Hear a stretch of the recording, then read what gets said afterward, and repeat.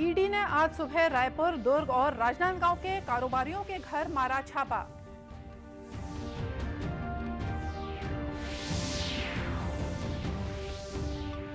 मुख्यमंत्री ने अवैध निर्माण के नियमितीकरण की 25% की राशि निकायों को देने की घोषणा की।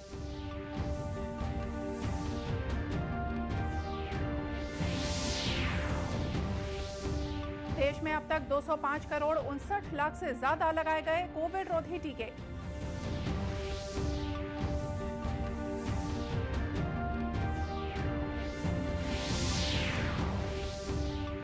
और हर घर तिरंगा अभियान में डाकघर भी निभा रहे हैं अहम भूमिका। प्रदेश के सभी डाकघरों में उपलब्ध है तिरंगा।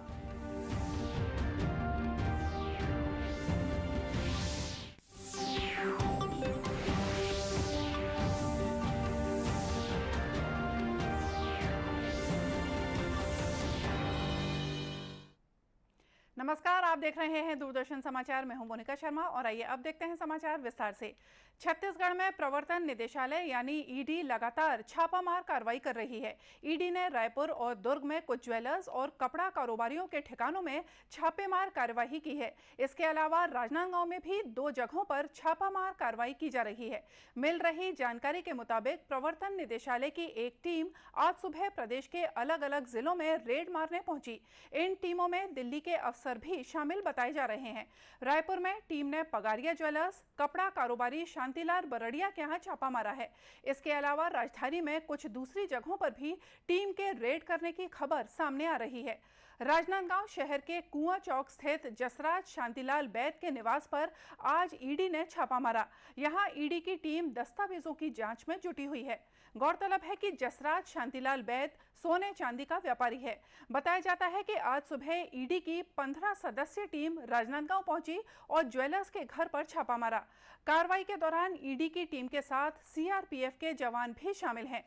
उल्लेखनीय है कि मई 2021 में भी डीआरआई रेवेन्यू इंटेलिजेंस ब्यूरो की टीम ने जसराज शांतिलाल बैद के यहाँ छापामार कार्रवाई करके 4.5 किलो सोना, 500 किलो चांदी, 32 लाख नकद सहित दस्तावेज बरामद किए थे।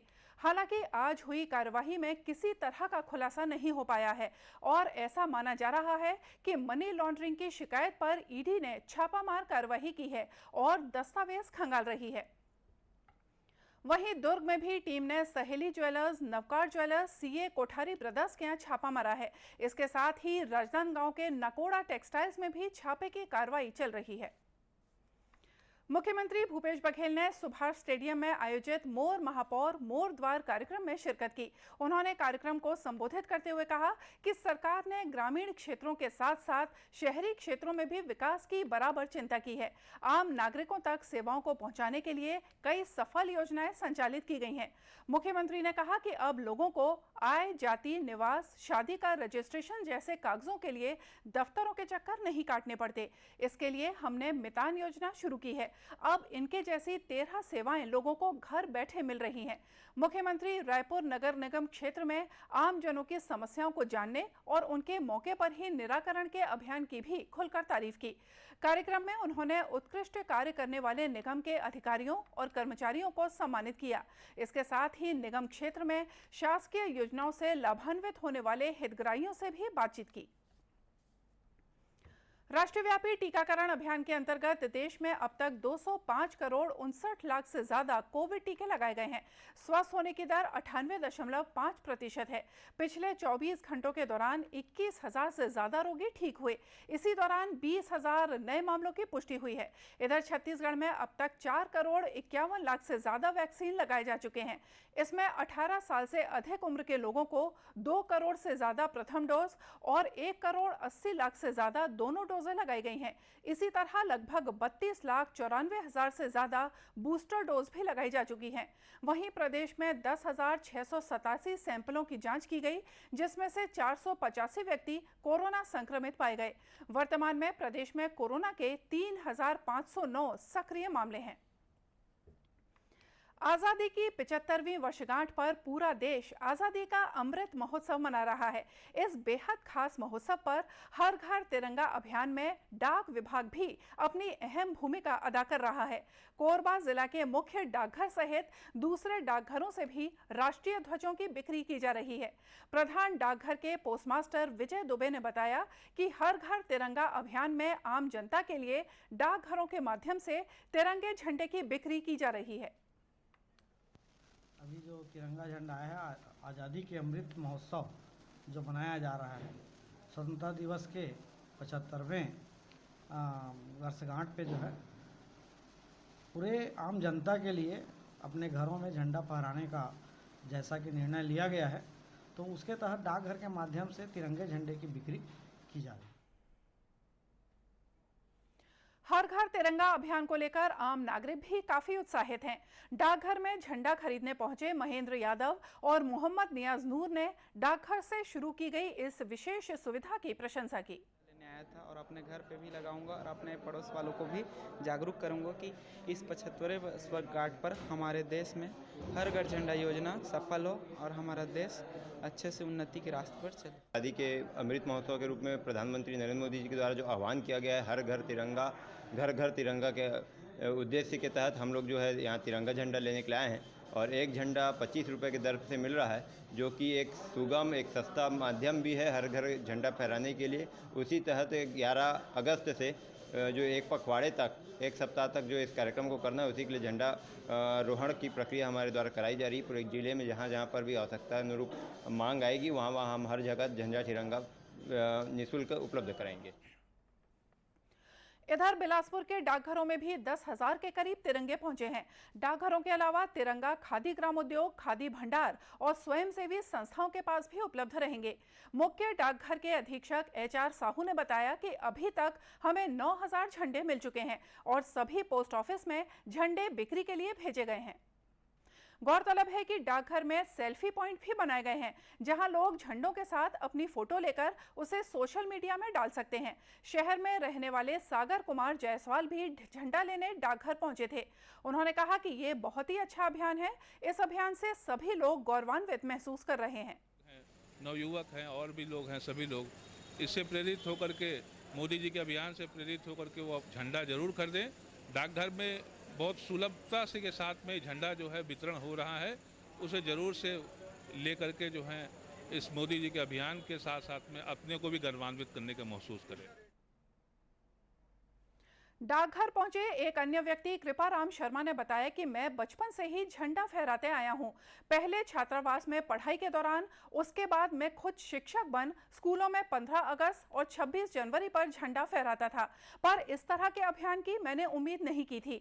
अब मुझे रिटायरमेंट के बाद घर में भी झंडा फहराने का मौका इस अभियान से जुड़कर मिल रहा है। झंडा फहराते आ रहा था, छात्रावास में भी था तो भी फहराता था और उसके बाद में मुझे टीचर में भी नौकरी मिल गया तो भी मैं 26 जनवरी 15 अगस्त तक को फहराते गया।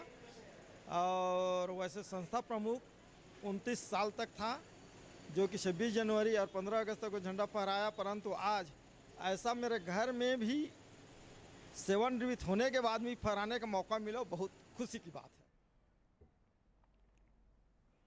बिलासपुर के गनियारी स्थित आजीविका मिशन में हर घर तिरंगा अभियान के लिए समूह की महिलाएं 10,000 झंडे तैयार कर रही हैं। छत्तीसगढ़ राज्य बाल अधिकार संरक्षण आयोग के अध्यक्ष तेज कुंवर नेताम ने आज दुर्ग में बाल अधिकारों की समीक्षा बैठक ली। बैठक में बाल संरक्षण अधिकारों के तहत किए जा रहे कार्यों की जानकारी लेने के साथ ही उन्होंने इसके संरक्षण के लिए जरूरी निर्देश दिए। बैठक में आयोग के सदस्य सोनल कुमार गुप्ता और दुर्ग कलेक्टर पुष्पेंद्र मीणा विशेष रूप से मौजूद थे। बैठक के दौरान अध्यक्ष ने बाल अपराध पर चिंता जाहिर की और उन्हें नशे और मोबाइल की लत से निजात दिलाने के लिए जरूरी कदम उठाने की बात कही। दूरदर्शन समाचार से चर्चा में आयोग के अध्यक्ष तेज कुंवर नेताम और सदस्य सोनल कुमार ने बताया कि प्रदेश भर में आयोग द्वारा बच्चों को नशे और मोबाइल से दूर रखने के लिए अभियान चलाया जा रहा है। मीटिंग में यही समीक्षा मीटिंग में ही जानकारी देना रही से और लेना भी रही से कि नशा मुक्ति के लिए बच्चा मन के लिए सुरक्षा करे के लिए सब पूरा विभाग के अधिकारी और कलेक्टर साहब भी यहाँ उपस्थित रही और हमारे बाल अधिकार संरक्षण आयोग की तरफ से भी मेंबर यहाँ उपस्थित रही और सेक्रेटरी भी यहाँ उपस्थित रही है। सुझाव यही है कि बस बच्चा मन के पढ़ाई लिखाई के लिए ध्यान देना, सुरक्षित रखना और नशा मुक्ति के लिए ये मोबाइल जो है ना बहुत ज़्यादा नशा है बच्चा मन के लिए, तो ये छुड़वाना है करके ये समीक्षा मीटिंग देगी।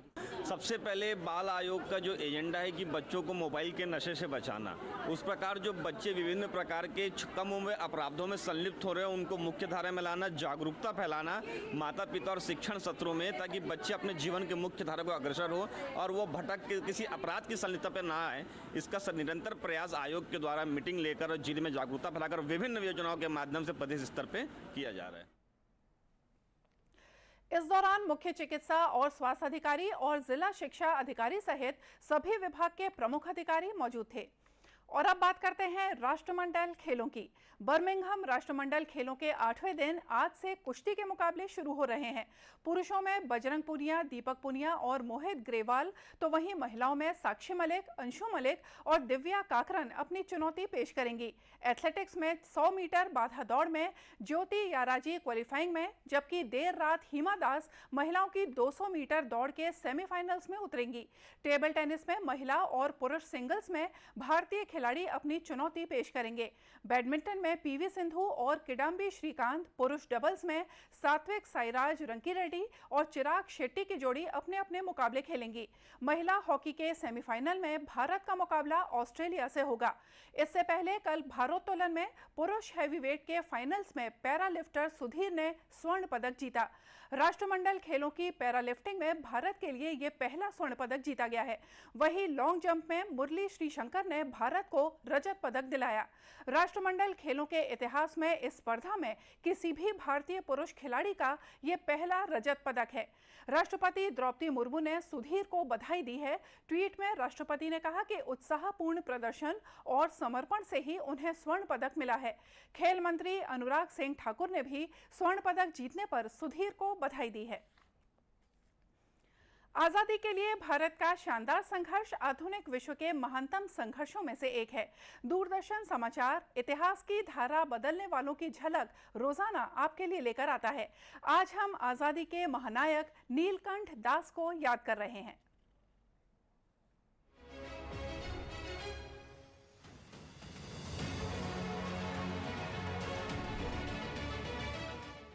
आज हम नीलकंठ दास को भी याद कर रहे हैं। उनका जन्म 5 अगस्त 1884 को ओडिशा के पुरी जिले के श्री रामचंद्रपुर गांव में हुआ था।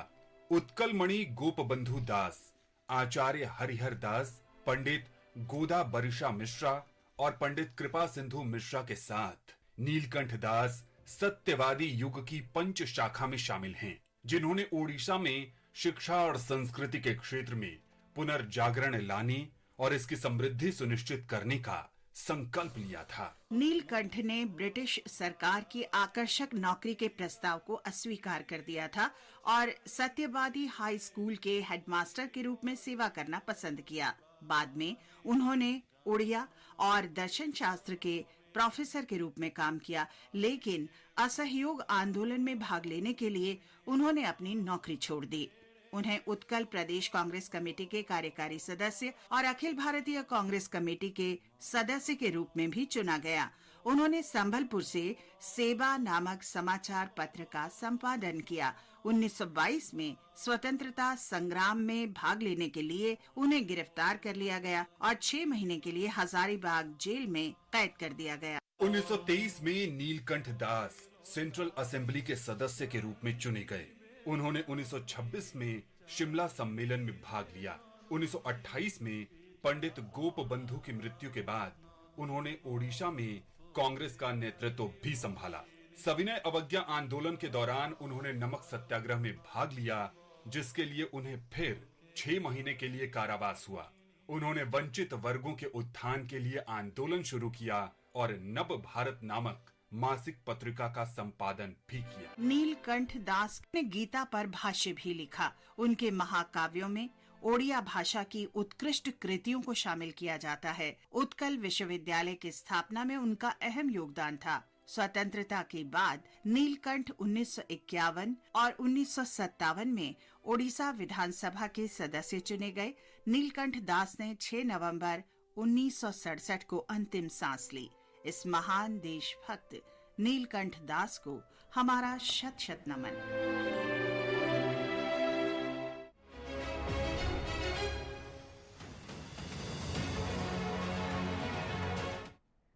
और इसी के साथ ये समाचार बुलेटिन यहीं समाप्त हुआ। नमस्कार।